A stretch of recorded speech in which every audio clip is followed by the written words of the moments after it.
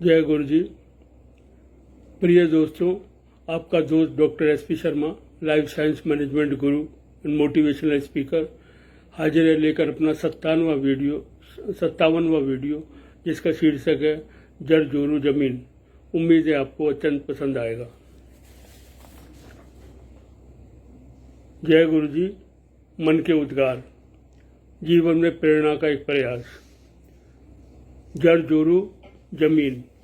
दोस्तों, पूरे संसार में अधिकांश झगड़े फसाद की जड़ जोरू व जमीन को ही ठहराया जाता है।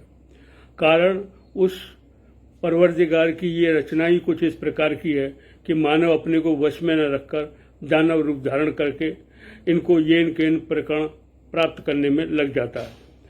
उस प्राप्ति के चक्कर में हजारों समस्याओं का उदय हो जाना तथा मानव का मानव से टकराना असंभवी हो जाता है। यह अभी से नहीं, आदिकाल से चला आ रहा है और अनंत काल तक ऐसा ही सिलसिला चलता रहेगा। हाँ, रूप व स्वरूप बदल सकता है। समय व परिस्थितियों के अनुसार पर यह सिलसिला थमने का नाम नहीं ले रहा और शायद ना ही ले पाएगा। पर हाँ, अगर आज का मानव कुछ यत्न करे तो काफ़ी कम हो सकता है, ऐसा मेरा विश्वास है।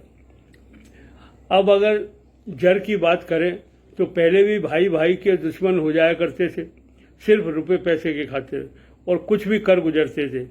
ऐसे किस्से कहानियों से इतिहास भरा पड़ा है, जहां मानव ने पैसों के खातिर कई रिश्तों को, चाहे वे भाई भाई के हों, भाई बहन के हों, माँ बाप के हों, दोस्ती यारी के हों, रिश्तेदारी के हों या दुनियादारी के हों, को तार तार कर दिया।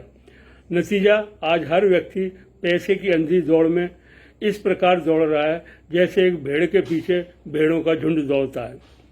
जिधर देखो पैसा पैसा पैसा और पैसे का ही बोलबाला नजर आता है। अगर आपके पास पैसा है और सरमायादार हो तो आपकी घर में, समाज में, देश में, विदेश में सब जगह इज्जत है, वरना आपको कोई टका शेर भी खरीदने को तैयार नहीं। आज मनुष्य ने पैसा, धन दौलत को ही भगवान समझ रखा है तथा सब सुख पैसे से ही ढूंढ रहा है, जबकि यहाँ वह है ही नहीं। पर यह उसकी सोच का विषय नहीं है। उसे तो बस हर चीज को अच्छी लगती है जिसमें पैसे छुपे हों, चाहे वह नैतिक हो या अनैतिक हो, इसकी उसको कोई परवाह नहीं है। कैसे भी हो, आपके पास ढेर सारा पैसा होना चाहिए। यही है मानव का आज का लक्ष्य, जिसके पीछे वे पागल की तरह लगा हुआ है। पर मजे की बात यह है कि पैसा मिलने पर उसकी चाहत और कई गुना बढ़ती जाती है और वह खत्म होने का नाम नहीं लेती, और इसी दौरान में हजारों गुना हो जाते हैं। जीवन में कभी खुशी कभी गम का माहौल बरकरार रहता है। जब पैसा ना था तब भी परेशान, अब आ गया तब भी परेशान। इसको चोरों से बचाकर रखने की समस्या, उसके आते ही हजारों बुराइयों को दस्तक दे देना और व्यक्ति के लिए अनेक गंभीर समस्याएं उत्पन्न हो जाना, जैसे कि जितने पैसे वाला उसकी उतनी ही चिंताएं, फिक्र और तरह तरह की बीमारियां उसको जकड़ लेती हैं, जो केवल उसको शारीरिक कष्ट देती हैं, बल्कि उस पैसे को हवा में उड़ाकर ऐसे ले जाती है जैसे हवा का झोंका एक तिनके को उड़ाकर ले जाता है। तो ऐसे पैसे का क्या फायदा, जो सिर्फ सुख की अभिलाषा दिखाकर दुख का पिटारा खोल दे व मानव उसके तले दबकर जिंदगी भर कराता रहे। ऐसे ही हालात पैसे के बाबत आज के मानव में देखने को मिल रहे हैं। मानव पैसे से बहुत से फिजिकल प्लेजर खरीदे जा सकते हैं, पर सच्चा सुख पैसे में ना कभी था और ना ही होगा।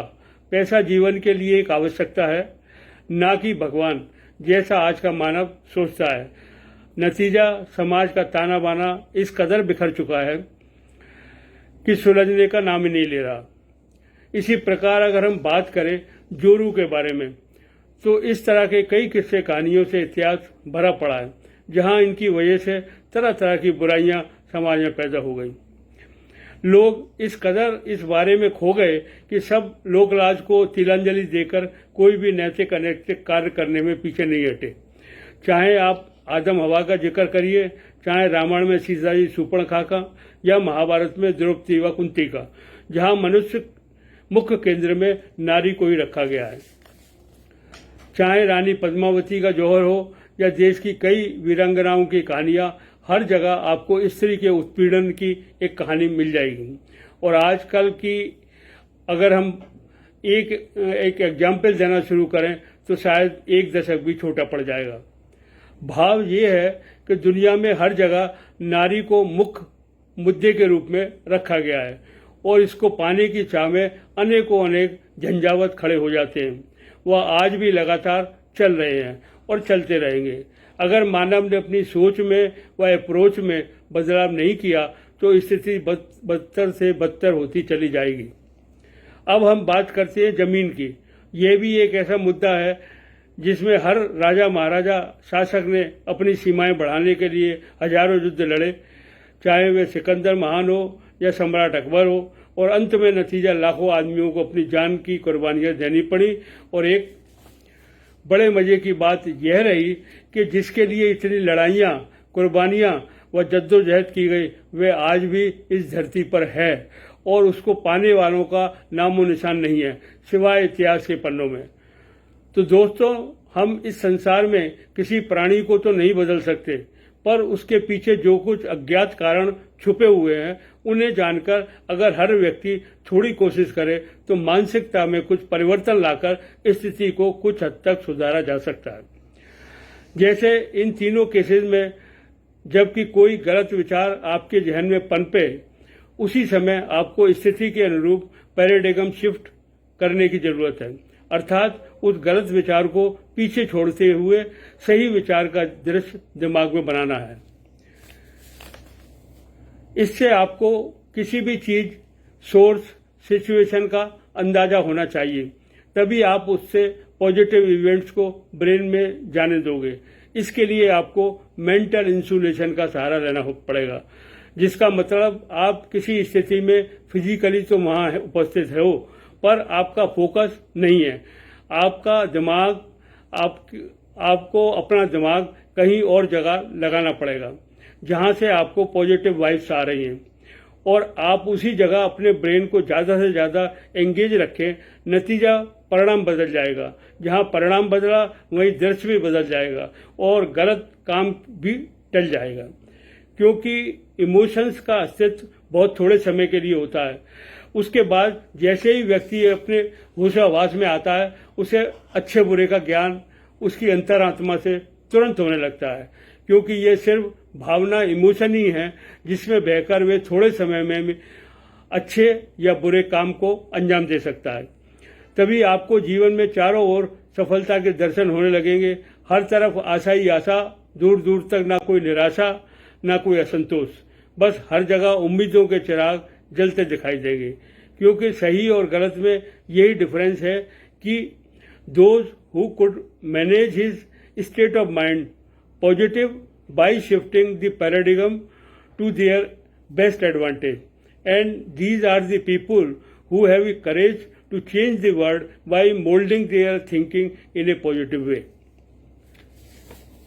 इस प्रकार आप समय समय पर अपनी थिंकिंग प्रोसेस को रीसेट करके जो भी चाहें कर सकते हैं, बशर्ते करने की तीव्र चाह हो। आज के समय में इस टेक्निक को सीखना और प्रयोग में लाना अति आवश्यक है। तभी बहुत हद तक हम जड़ जोरू जमीन की समस्याओं को आसानी से सुलझा पाएंगे, वह एक स्वस्थ समाज की रचना कर सकते हैं। इसलिए अगर जीवन खुशहाल बनाना है तो जीने की नज़र बदलिए, आपका नज़रिया बदल जाएगा और जो आप चाहेंगे वह दृश्य उपस्थित हो जाएगा। यही है आज का मधुर संदेश। आज के टॉपिक जड़ जोरू और जमीन की शान में दो शब्द पेश करना चाहूंगा कुछ इस तरह। हद से ज्यादा ना करना कभी ख्वाहिश जर की, हर एक ने चाहा इसको हर पल हर दम, पर कुछ पा गए कुछ पा न सके, सब छोड़ गए जर को धरती पर होकर खुद जर जर जर। जो बन गए जोरू का गुलाम, वही तो पाते हैं जीवन में सुख चैन, वही तो पाते हैं जीवन में सुख चैन। घर जीना प्रेम के तालमेल से तो बनना सीख लो जोरू के गुलाम। यारों क्यों लड़ते हो दिन रात 2 गज जमीन के वास्ते, ना ये जाने को तैयार फिर काहे की रार, ना तुम नाप के ले जा पाओगे इसको। जोरू नहीं है कोई भोगने की वस्तु, रखती है ये अपना ओहदा ऊंचा और महान। देना हरदम इसको पूरा मान सम्मान, तभी तुम्हें भी मिलेगा जग में वही मान सम्मान। घर जिंदा है औरत इस जहां में, तो समझो चल रहा संसार उसी के कंधों पर। बनो उसके सहायक जीवन साथी, तभी बन पाएगा जीवन तुम्हारा भी रंगीन और खुशहाल। धन्यवाद दोस्तों, कल फिर मिलेंगे एक नई वीडियो के साथ, देने आपको एक नया प्रेरणा भरा संदेश जो शायद बदल पाए आपकी दशा और दिशा। शुभ रात्रि, शब व खैर, पुनः धन्यवाद।